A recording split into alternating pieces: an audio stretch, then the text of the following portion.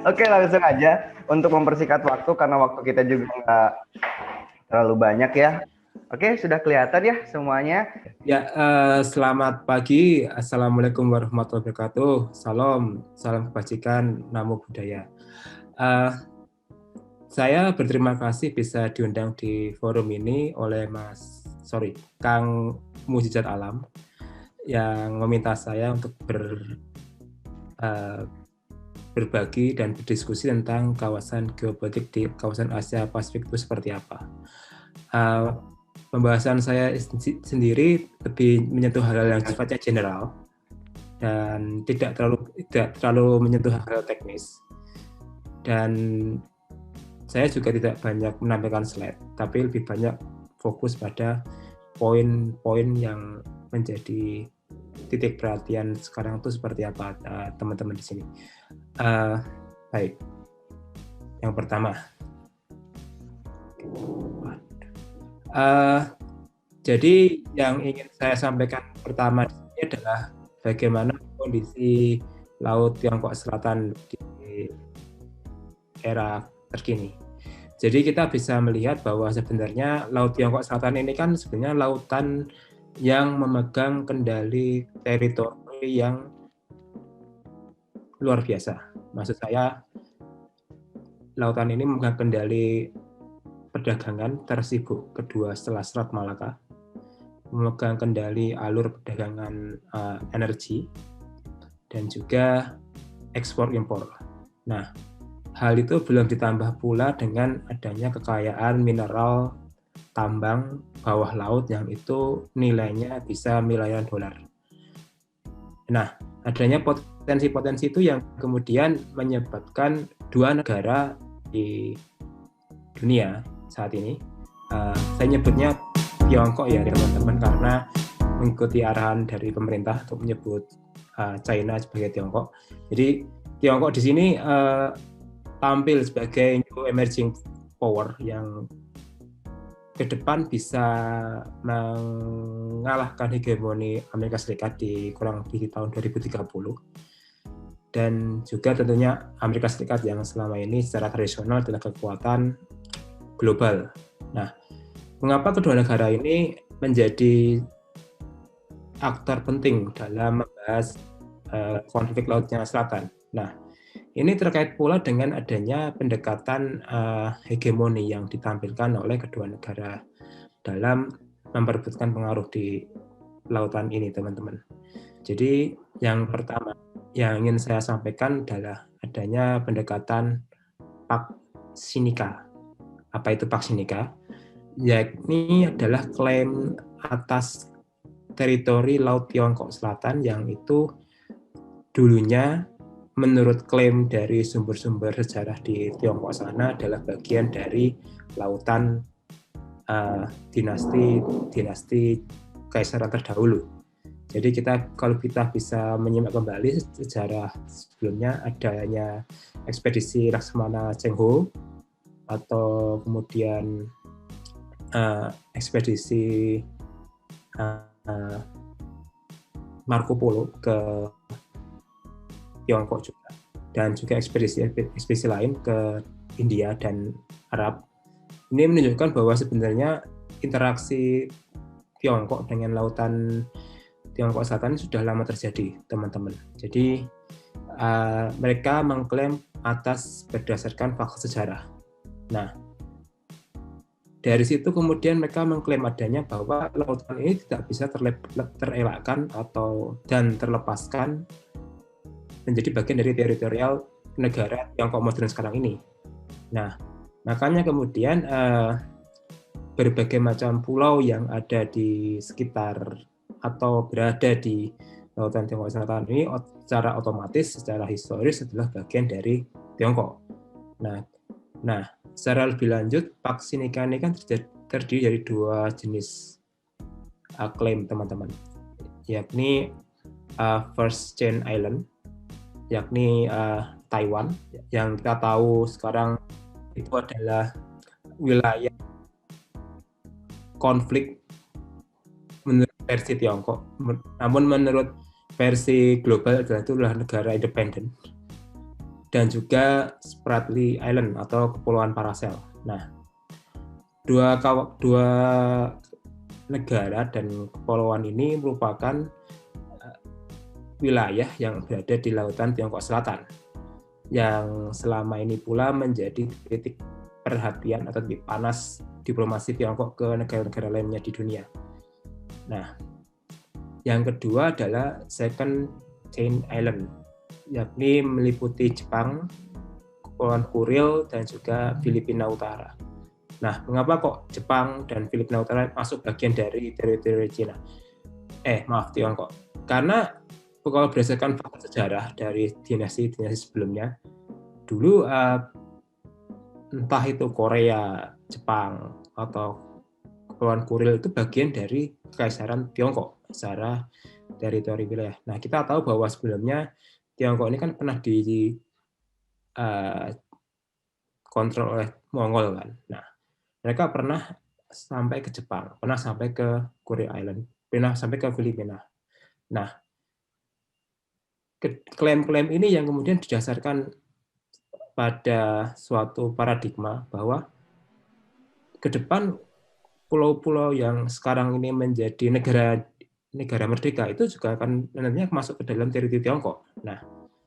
Nah, secara lebih lanjut, First Chain Island ini itu sudah dimulai sejak tahun 2010 kalau saya dan teman-teman membaca buku putih pertahanan Tiongkok. Jadi menurut versinya Tentara Pembebasan Rakyatnya Cina atau TNI-nya Tiongkok itu menyebutkan bahwa Taiwan dan Spratly Island itu adalah bagian yang tidak terpisahkan dari Tiongkok. Dan ini pula yang menyebabkan Tiongkok berani untuk kemudian menggertak negara-negara lain yang itu berusaha untuk menyinggung soal masalah Taiwan dan Spratly Island. Nah, itu tercantum dalam buku putih pertahanan di tahun 2010. Nah, lalu bagaimana yang ada di Second Chain Island? Nah, kita bisa simak bahwa kalau menurut buku putih pertahanan, People Liberation Army itu menyebutkan bahwa Second Chain Island ini akan tercapai sebelum tahun 2050. Artinya ketika armada angkatan laut Tiongkok sudah makin kuat dengan adanya ekspansi kapal induk yang mampu mengurangi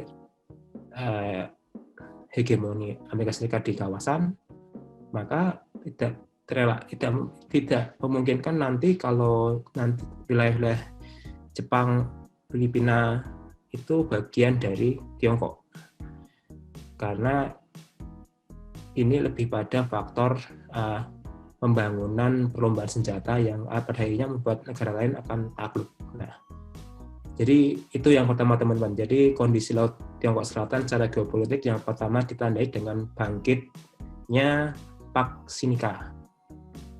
Nah, lalu yang kedua apa? Nah, yang kedua menariknya adalah apa yang kita sebut sebagai Pak Americana. Apa itu Pak Americana? Ya, ini lebih pada paham tradisional kekuatan Amerika Serikat sebagai kekuatan global yang berusaha untuk mempertahankan pengaruhnya di negara-negara lain.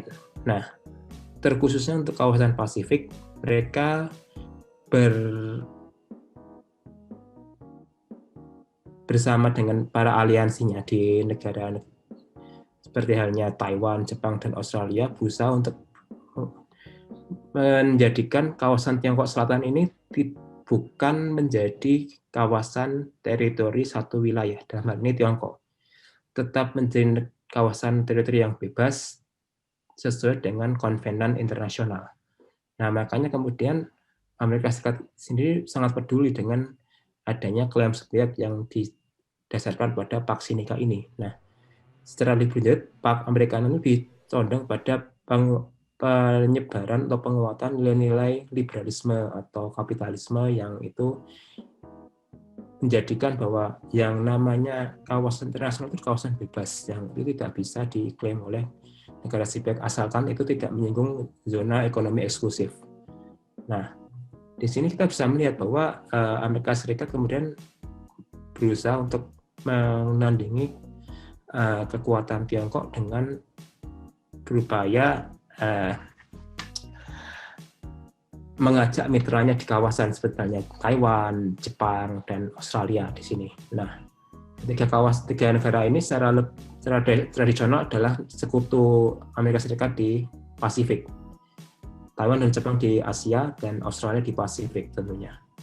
Nah, ini teman-teman, jadi kita bisa simak bahwa Pak Sinica sendiri secara geopolitik adalah klaim teritori sepihak Tiongkok atas lautan Tiongkok Selatan.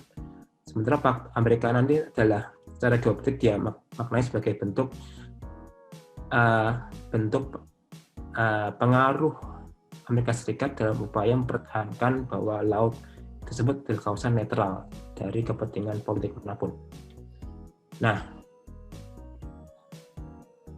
pada akhirnya kemudian kedua negara ini, baik itu Amerika Serikat dan Tiongkok maksud saya, itu mengedepankan yang namanya Blue Water Navy, yakni berupaya untuk berperang untuk mendapatkan kontrol akses di Laut Tiongkok Selatan, yakni dengan berupaya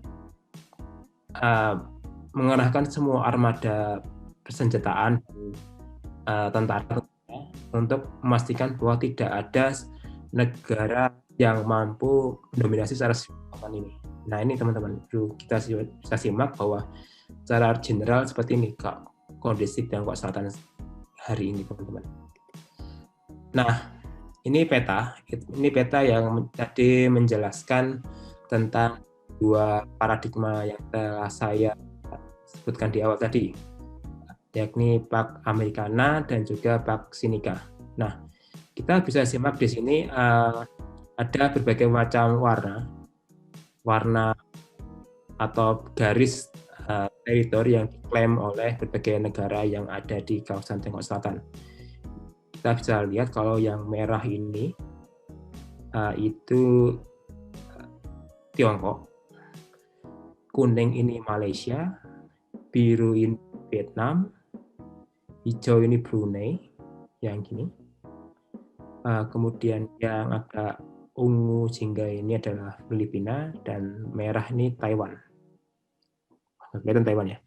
Nah, kita bisa simak di sini adanya saling klaim teritori wilayah yang ada di Laut Tiongkok Selatan.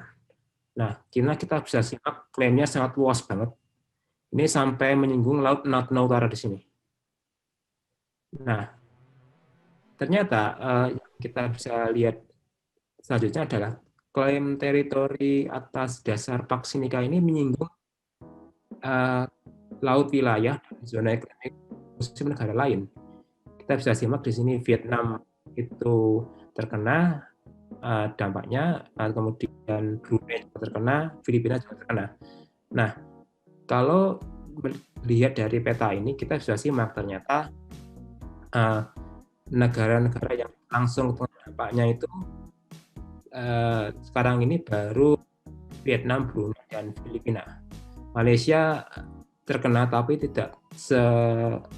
juga tidak dampaknya seperti Vietnam maupun Filipina. Nah, ini pertarungan di sini memperlihatkan bahwa Pak Sinica ini berusaha untuk mengklaim kembali jalur-jalur pelayanan tradisional yang dulu pernah dilakukan oleh para ekspedisi Laksamana Tiongkok terdahulu, yang juga kita bisa lihat alurnya sama seperti yang diklaim di lautan ini, teman-teman. Nah, Galdrian Amerika Serikat sendiri itu lebih condong mengekspor senjata, baik ke Taiwan maupun ke Singapura, atau melakukan patroli wilayah di sini, terutama di Spratly Island yang sekarang ini masih wilayah sengketa, teman-teman, dan Paracel Island.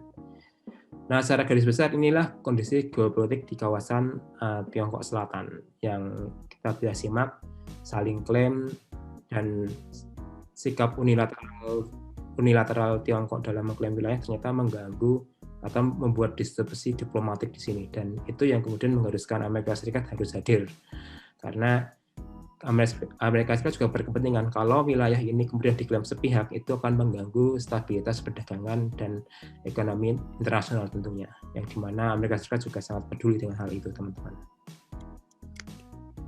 Nah, lanjut. Lalu bagaimana dengan adanya pertarungan dua PAK tadi, PAK Sinica dan PAK Americana, dan juga saling klaim teritorial di Tiongkok Selatan dengan Indonesia dan juga Australia dalam hal ini. Jadi sebenarnya kan orang Australia ini adalah aktor baru ya teman-teman, yang kemudian hadir dalam persoalan konflik Laut Tiongkok Selatan hari ini. Nah, satu hal yang menarik kenapa Australia mau bergabung dengan Amerika Serikat adalah ikatan Fakta Pertahanan ANZUS. Maaf, saya belum buat poin di slide ini. Jadi ANZUS itu Australia, New Zealand, and United States itu adalah fakta pertahanan antara ketiga negara itu yang sekiranya adalah kalau misalnya satu negara itu merasa terancam atau ikut perang, maka negara lain harus ikut berperang karena persepsi ancaman itu kolektif, bukan satu negara saja, teman-teman. Nah, ini yang kemudian mengharuskan Australia kemudian bergabung dalam ketegangan regional, terutama di Tiongkok Selatan.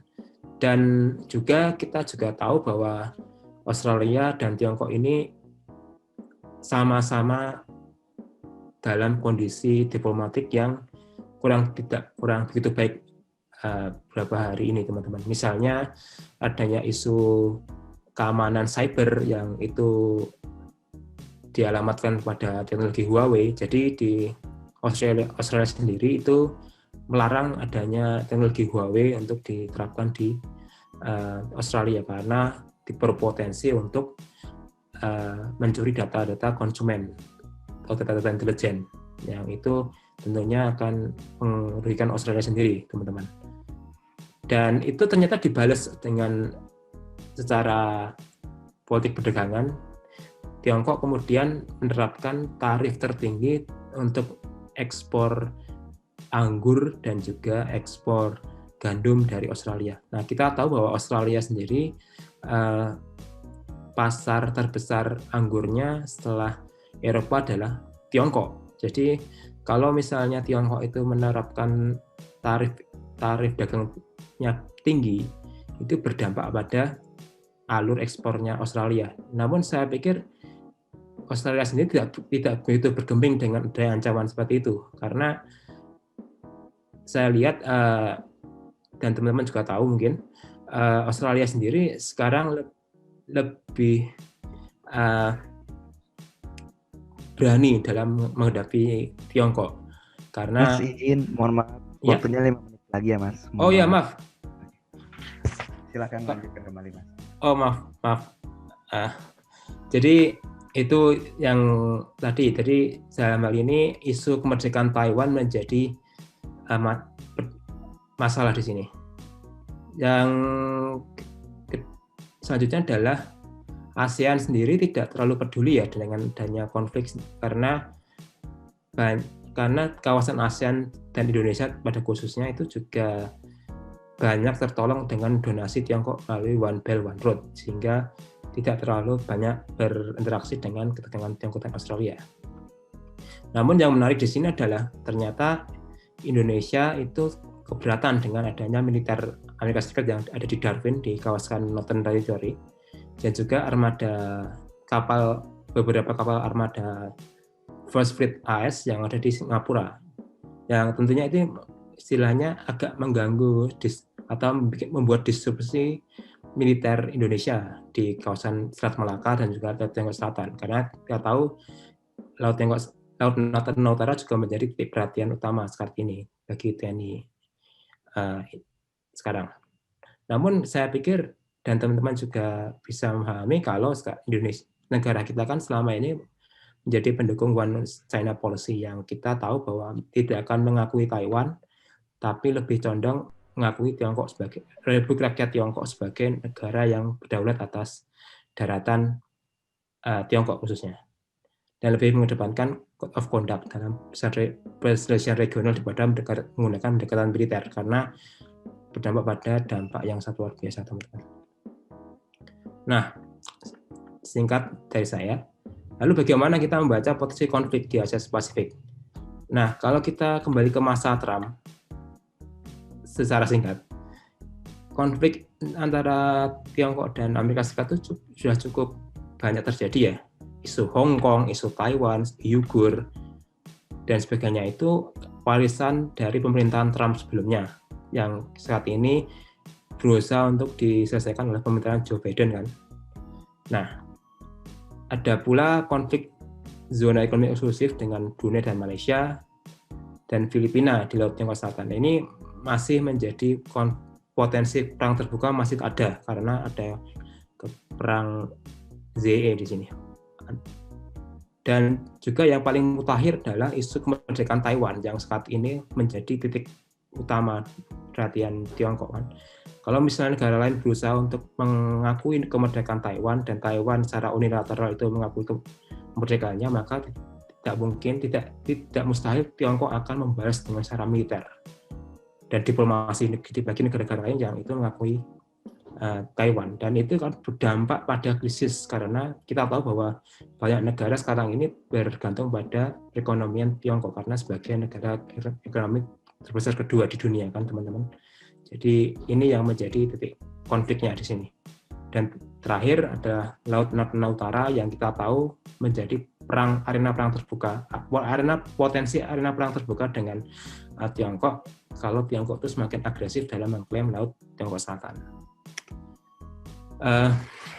Singkat dari saya kesimpulan, kita bisa simak secara general kalau geopolitik di kawasan Asia Pasifik itu cenderung didominasi oleh politik identitas, yakni Pax Sinica dan Pax Americana. Lalu yang itu menyimbolkan identitas kedua negara sebagai negara superpower yang berusaha untuk diterapkan di kontrol wilayah. Dalam hal ini kontrol atas teritori Laut Tiongkok Selatan. Dan kemudian pertarungan kekuatan di Tiongkok Selatan sendiri tidak hanya mencerminkan supremasi global, tapi juga berebutan atas kontrol laut. Beberapa negara masih berkepentingan dalam hal ini. Dan terakhir, Australia sendiri masuk ke arena konflik karena ikatan Medship yang tadi saya singgung sebelumnya, ikatan aliansi pertahanan dengan Amerika Serikat yang menegaskan bahwa persepsi ancaman dan keamanan itu suatu negara itu akan menjadi kolektif kalau misalnya satu negara bisa terancam. Sekian dari saya teman-teman, kurang lebihnya saya mohon maaf. Waktu dan tempat saya kembalikan ke Kang Zen. Terima kasih.